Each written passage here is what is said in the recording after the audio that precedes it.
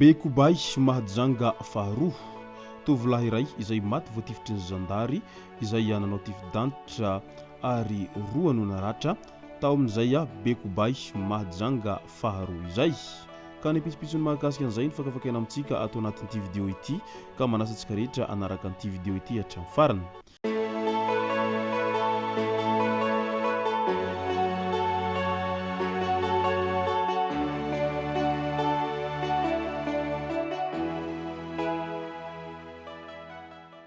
Ny tonga tsy miaraba hono na mantezitra ka dia faly miaraba isika rehetra mpanaraka sy tapaka an'ity chaîne ity tenako amin'ity androandroany ity. Araka an'izay efa natsipiko izay dia tovolahy iray izay maty voatifitry ny zandary izay sy ireo naratra no tena iompanan-tsika atao anatin'ity vidéo ity. Fa milohan'izay dia andao aloha resantsika ireto tsara ho fantatra manaraka ireto. Mamory Ivato, ny mpianatra manao fanadinana nefa ny milina mitongy mitabataba eo akaikin'ny trano fianaran'izy ireo eny Mamory Ivato eny. Teratany vahiny no manao fandrovanana tany eo raha ny fanazavan'izy ireo hatrany ka nanao antsoavy manoloana ny zavamisy araka izany ireo ray aman-drenin'ny mpianatra mba hampiato ny asa mandra-pahatongava ny fialan-tsasatra fa tsy misy fianarana vanona eny Mamory Ivato eny araka ny voalazan'izy ireo hatrany. Any Tsoroany Mandidy indray mpivarotra avy nitety tsena noho ny robainy Jolay izay amin'ny Saritava. Mpianakavy avy nitety tsena noho ny robainy Jolay izay misa 5 misaritava sy mitambasy rehefa tonga teny Alakamisy tokony ho tamin'ny sivora sasany alina tany hoany tao varatsena Tsoroany Mandidy moa niseho ity tranga ity. Efa niandry teo an-tokotany ireo olon-dratsy ireo. Lasan'ireo olon-dratsy tamin'izany ny vola tamina sakosy izay azo nitry ny fitahirizan-tsena, ny kitapo nisy akanjo, sigara, flasy ary vola ray hetsy ariary saika handoavana ny volan'olona. Nitsoaka ireo Jolay ka ny mpivarotra iray hafa nahare ny firodorodon'ireo olon-dratsy nifanena tamin'ny reto farany noho ny tifirin'ireo tsy mataho-tody ka voa teo amin'ny tarehiny. Efa manaraka fitsaboana kosa izy amin'izao fotoana izao. Mandeha ny fikarohan'ireo Jolay izay ataon'ny mpitandro filaminana any an-toeranany amin'izao fotoana izao ary mipetraka ihany ny fanontaniana amin'ilay hoe ahoana zany no ahafantaran'ireo olon-dratsy ireo fa lasa namonjy tsena ilay olona ka iandrasany eo an-tranony izay. Matoa misy izany rehetra izany dia tsy maintsy misy ireo izay olona kaiky an'ireo olona izay niaramboina ireo ary mety ireo ihany no nahatonga an'izay fanafiana Jolay izay efa nomanina izay raha ny zavamisy sy ny zavatra hita tao anatin'izay fanafihan Jolay izay hatrany.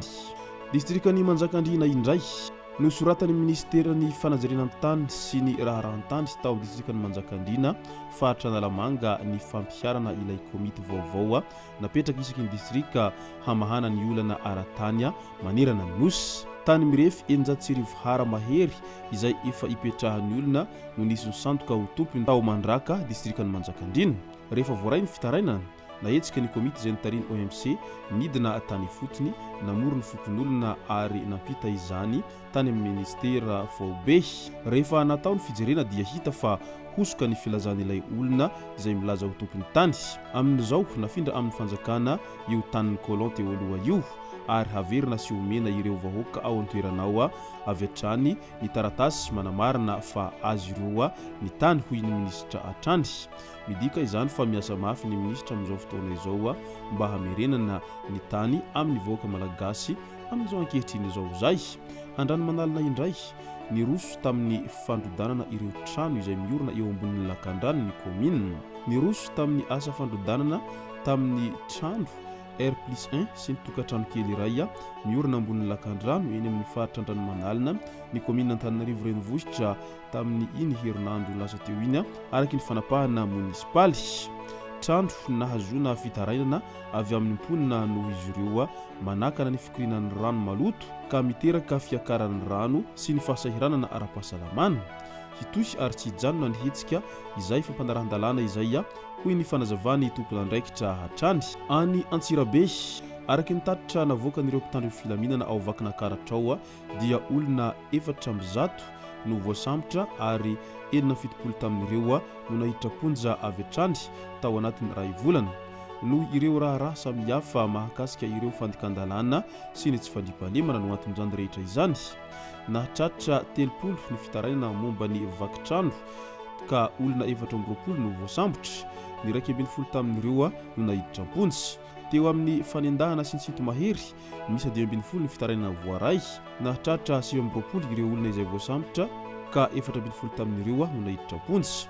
Olona iray no nahiditra ponja noho ny halatra moto ary 720 ireo olona izay voarorohy tamin'ny harpos izay nahiditra ponja avokoa.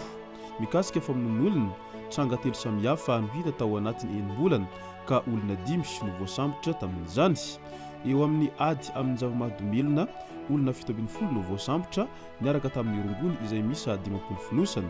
Mahakasika ireo entana very kosa tafaverina amin'ny tompony ny moto miisa 3 sy ny finday miisa 70 ankoatra ireo entana hafa izay tratra tao anatin'izany rehetra izany.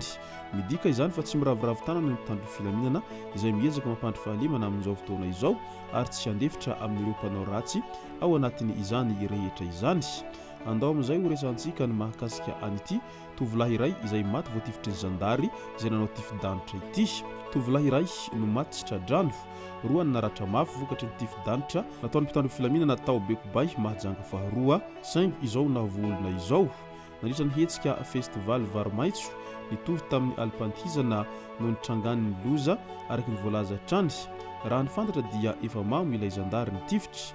Velotaraina araky izany ny mponina ao Bekobay ka miantso ny amin'ny tokony hanaovana fanadihadiana sy fandraisana fepetra amin'ity raharaha izay nahafatesan'olona ity.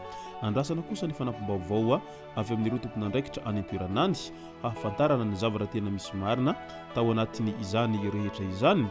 Io moa zany matetika ny fotesy sy nanandrarina izay ary rehefa mamo dia maro ny olona tsy mahafehitena ka aleo ihany aloha mitandrina rehefa ao anatin'izany rehetra izany mba tsy hisiany tranga tahaka an'izao izay nahafatesan'olona izao hatrany.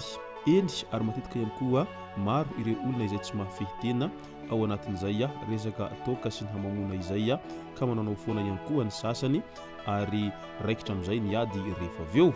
Izay no masaka azona rosy tao anatin'ity video ity tompoko lasy tompoko vavy misaotratsika rehetra nanaraka an'ity video ity hatramin'ny farany.